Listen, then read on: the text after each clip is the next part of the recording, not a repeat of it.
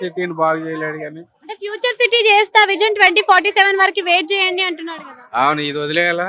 ఆ. Future city చేస్తే దీన్ని అలాగ వదిలేసేయాలా? మూసీ నదికి చెక్ పెడతా అంటున్నాడు. ఆడు చెక్ పెడతాడు, మందు పెడతాడు. మరి బీఆర్ఎస్ పార్టీలో అవకతవకలు జరిగాయని చెప్పేసి కవిత చెప్తుంది కదా, మరి దానిపైన మీ అభిప్రాయం ఏంటి? ఆడి డబ్బులు అడ్జస్ట్మెంట్ కుదరలేదు ఆ ఫ్యామిలీకి, అందుకని బయటకు వచ్చింది. ఇప్పుడు పార్టీ పెడుతుంది, పార్టీ పెట్టి సీఎం అయ్యి తిరిగి వస్తాను అంటుంది కదా. వంద పెడుతుంది.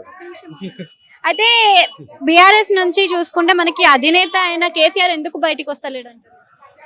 ఆ సర్వీస్ అయిపోయింది, ఇంకేం సర్వీస్ ఉంది? బీఆర్ఎస్ పని అయిపోయినట్టేనా మరి? అయిపోయినట్టే. వాళ్ళే పంచుకుంటారా? బయటకు వస్తే ఆ ఆంధ్ర వాళ్ళు 4 తిడితే వీళ్ళు సంకలు ఎగరేసుకుంటారు కాసేపు, ఓట్లు వేసేస్తారని అనుకుంటాడు. ఇప్పుడు ఆ సిచ్యువేషన్ మారిపోయినట్టుంది, ఆయన బయటికి రావట్లేదు అంతే. మరి వాళ్ళ పరిపాలనకు వీళ్ళ పరిపాలనకు ఏమైనా తేడాలు కనిపిస్తున్నాయా, వ్యత్యాసాలు ఏమైనా గమనించారా? వ్యత్యాసాలు ఏమున్నది, వాళ్ళు వీడు అన్నదమ్ముళ్ళు పెట్టి వీడు ఇండైరెక్ట్ గా వీళ్ళు దోచుకుంటున్నారు, వాళ్ళు పబ్లిక్ గా దోచుకున్నారు, అంతే తేడా ఇద్దరికి. అంటే కవితకి సీఎం అయ్యే ఛాన్స్ ఉందంటారా, లేకపోతే మన ఆంధ్రాలో జరిగినట్టే జరుగుతుంది, షర్మిల జగన్ కథ బయటికి వస్తుంది అంటారా? షర్మిలకైతే ఏమికి అంతే అంతే.